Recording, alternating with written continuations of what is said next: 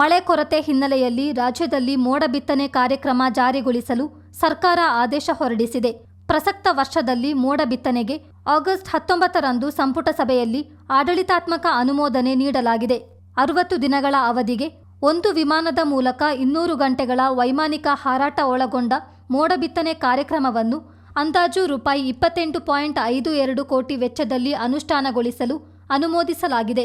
ಕರ್ನಾಟಕ ರಾಜ್ಯ ನೈಸರ್ಗಿಕ ವಿಕೋಪ ಉಸ್ತುವಾರಿ ಕೇಂದ್ರದ ವರದಿಯ ಪ್ರಕಾರ ರಾಜ್ಯದಲ್ಲಿ ಜೂನ್ ತಿಂಗಳಿನಿಂದ ಇಲ್ಲಿಯವರೆಗೆ ನೈಋತ್ಯ ಮುಂಗಾರಿನಲ್ಲಿ ಒಟ್ಟಾರೆಯಾಗಿ 31% ಕೊರತೆ ದಾಖಲಾಗಿದೆ. 29 ಜಿಲ್ಲೆಗಳ 188 ತಾಲೂಕುಗಳಲ್ಲಿ ಮಳೆ ಕೊರತೆಯಾಗಿದೆ.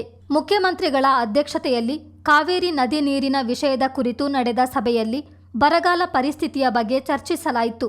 ಈ ಹಿನ್ನೆಲೆಯಲ್ಲಿ ಪ್ರಾದೇಶಿಕ ವಿಭಾಗಗಳ ಶಾಸಕರು ಮೋಡ ಬಿತ್ತನೆಯನ್ನು ಆದ್ಯತೆಯ ಮೇಲೆ ಕೈಗೊಳ್ಳಬೇಕೆಂದು ಒತ್ತಾಯಿಸಿದ್ದರು.